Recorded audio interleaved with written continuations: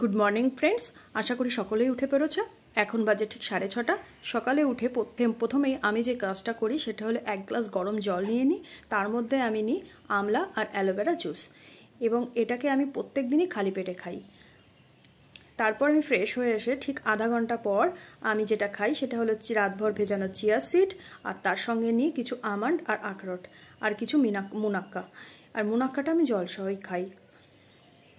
তারপর আমি ব্রেকফাস্ট বানিয়ে ঠিক 1 ঘন্টা পরে আমার ব্রেকফাস্টটা করি। তো আজকে আমি বানাবো পাস্তা। প্রত্যেক দিন রুটি বা ওই ওটস এগুলো খেয়ে মুখটা সবসময় একঘেয়ে হয়ে যায়, তো তাই মাঝে মাঝে একটু স্বাদ চেঞ্জ করার জন্য ওটা আমি বানাই। সামান্য কিছু উপকরণ, এই যে দেখুন সেদ্ধ করা পাস্তা নিয়েছি, আর এই যে একটু ভেজিটেবলস নিয়েছি, এগুলোকে ছোট করে আমি কেটে রেখেছি, এবং পাস্তাটা এবার আমি বানাবো।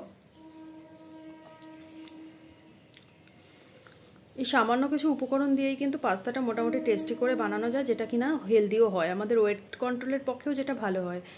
এই যে আমি কড়াই নিয়েছি, কড়াইয়ের মধ্যে আমি একটু জিরে দিয়ে দিলাম। জিরেটা একটুখানি ভাজা ভাজা হয়ে গেলে তার মধ্যে আমি পেঁয়াজ দিয়ে দিলাম।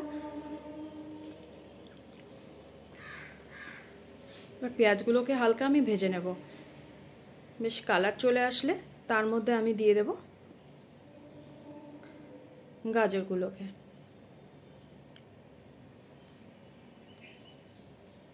এবার গাজরগুলো মোটামুটি আমি একটু ভেজে নেব, কিন্তু একদম ভাজবো না, গাজরগুলো একটু ক্রাঞ্চি ভাবটা থেকে যাবে। তারপর আমি মটরশুঁটিগুলোকে দিয়ে দেব।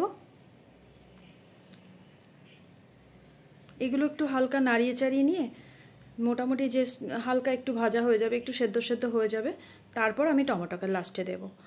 এবার টমেটোটা দেওয়ার পর টমেটোর জল গলানোর জন্য আমি লবণটা তারপরেই দেব। বেশ সব কিছু বেশ এই যে দেখুন একটু সুন্দর করে বেশ ভাজা ভাজা হয়ে গেছে। এক্ষেত্রে আমি সিদ্ধ করা পাস্তাটা দিয়ে দিলাম। এবার পাস্তাটাকে এগুলোর সঙ্গে সুন্দর করে মিশিয়ে 1-2 মিনিট মতো একটু নাড়িয়ে চাড়িয়ে এই ক্ষেত্রে আমি দেব নুডলস মশলা।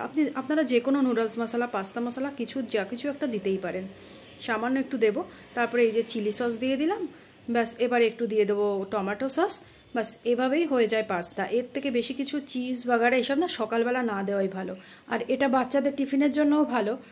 আপনারা খুব ঝটপট তাড়াতাড়ি করে এই টিফিনটা বানিয়ে বাচ্চাদেরকে দিতেই পারেন। আর কম তেল মশলা দিয়ে যেহেতু বানানো, সেহেতু আমরা যারা ওয়েট কন্ট্রোল করি তাদের জন্যও ভালো। বাস হয়ে গেছে। এবার আমার একটু তাড়া আছে, তো আমি চলে যাব ওয়েলফেয়ারে। তো আজকের মতো এখানে রাখছি, বাই বাই।